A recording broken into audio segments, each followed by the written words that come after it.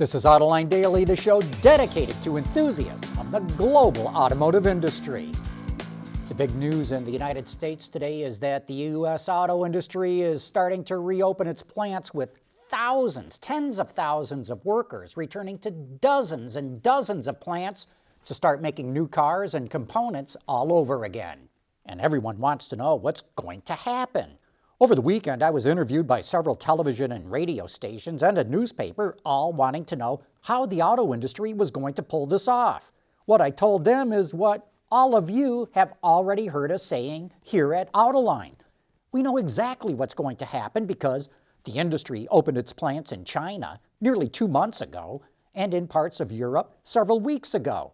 Everyone will be thermally scanned to see if they have a fever before going into those plants. Anyone with any signs of the illness will immediately be given a COVID-19 test. Everyone will be given a packet with masks, gloves, and eye protection that they have to wear at all times. Their workstations will be separated by welding curtains and will be wiped down before, during, and after their shifts. These procedures have worked very well in China and Europe, and there's no reason why they should not work in the U.S. But that's not to say everything is returning to normal. Despite all the safety precautions, Ford expects a lot more absenteeism from line workers who still don't feel that it's safe to return to work. So it's hiring over 1,000 temporary workers to plug the gap. But hiring temps and taking safety precautions may not be enough to get things going again. Mercedes-Benz was the first to reopen its assembly plant in the U.S. in late April. But it's shutting down this week because it ran out of parts from Mexico. We believe that opening so early was probably a mistake. Starting production only to quickly shut it down again is disruptive and costly. And that plant was only operating on one shift. The good news is Mexico is giving the green light to its auto industry to reopen this week, so hopefully the pipeline will fill up quickly for everyone. President Trump is going to visit a Ford plant in Michigan this week that makes ventilators in conjunction with GE, and that's certainly going to cause some controversy. For one, the president is ignoring General Motors, which leapt into action to make ventilators. In fact, the president has criticized GM's efforts. Secondly, Ford is following safety procedures set down by the Center for Disease Control, and it's stipulating that no one can go into its plants without wearing a mask. So everyone is wondering if President Trump is going to wear a mask or not. But I think we know the answer to that one. Of course, he's not going to wear a mask.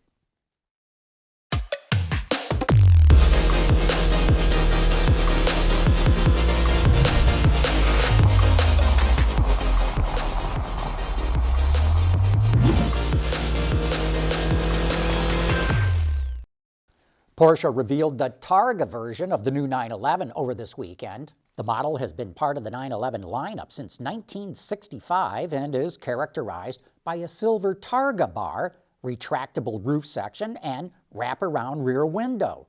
The roof section is made of 2 flat magnesium elements that hold the fabric roof, which is also packed with sound-deadening material. And while the Targa bar is traditionally silver, it can be ordered in black as well. All-wheel drive, active suspension management, and an 8-speed automatic are standard, but a 7-speed manual is also available on the 4S model. Its 3-liter twin-turbo 6-cylinder engine comes in 2 outputs, 379 horsepower in the Targa 4 and 443 horsepower in the Targa 4S.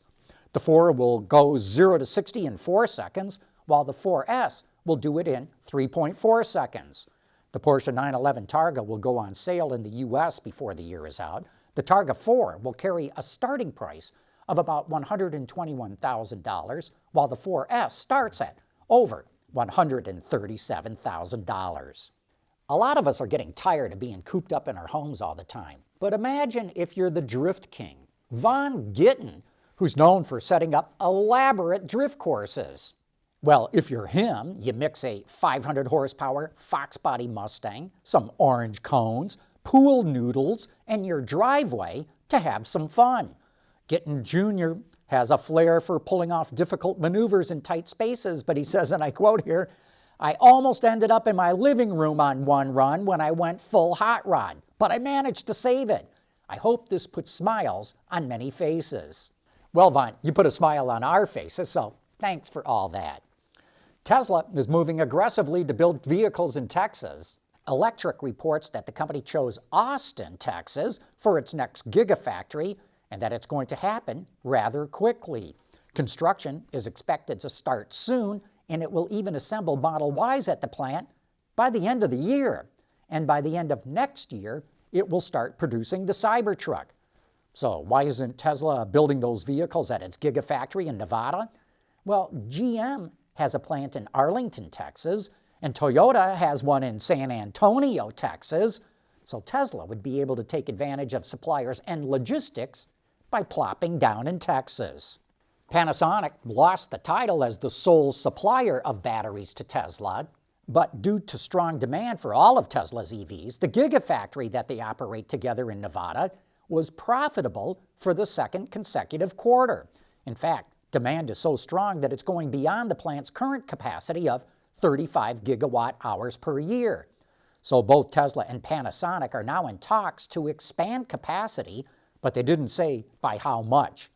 Panasonic also says it'll be working to improve materials and technologies in its battery cells this year. And let's squeeze in one more Elon Musk story. As you know, he threatened to pull Tesla's headquarters and operations out of California, and because of that, officials in California have rejected subsidies for Musk's SpaceX company.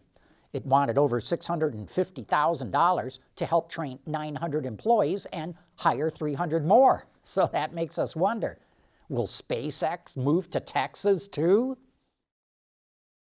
Autoline Daily is brought to you by Bridgestone Tires. Your journey, our passion. Last year, the vacuum company Dyson scrapped its plans to make an EV. But in an interview with the Sunday Times magazine, Sir James Dyson not only shared some details about the EV, he even showed it off. It was codenamed N526, and it's a 7-seater with over 600 miles of range thanks to its solid-state batteries. It could go from 0 to 62 miles an hour in 4.8 seconds with a top speed of 125 miles an hour. Dyson revealed that cost is the reason why he pulled the plug on the program. He spent 500 million pounds of his own money on the EV and said each vehicle would have to cost 150,000 pounds just to break even. That's over $180,000. But Dyson did say if it ever became economically viable, he would try to do it again in the future. Before the coronavirus outbreak, there was supposed to be something like 120 different EV models that were going to make their debut over the next couple of years. But right now, there's still not a whole lot of choice. That means an EV startup like Lucid Motors has a great chance to differentiate itself from the competition. Our Sean McElroy interviewed Eric Bach from Lucid to get an update of what they're doing. The EV space is fairly empty. That means there is little choice right now, especially if you look at the luxury EV space. There is no real luxury EV to our knowledge. There is a great tech product, that's the Tesla Model S and their lineup, but it's not true luxury. If you look at the ICE top-of-the-line vehicles, they are in a different class and they offer completely different experiences and design language, plushness, comfort features than you would find in the current lineup of EVs. So we are combining that into the Lucid Air. So you get ultra high efficiency of an electric vehicle that is basically vacant other than Tesla. Then you get the luxury aspect of the ICE engine competitors, and we merge that in an ultra spacious luxury EV. To learn more about the all-electric Air sedan and when it's actually going to start hitting customers' hands, you can watch that entire interview right now on our YouTube channel. And with that, we wrap up today's report. Thank you for watching.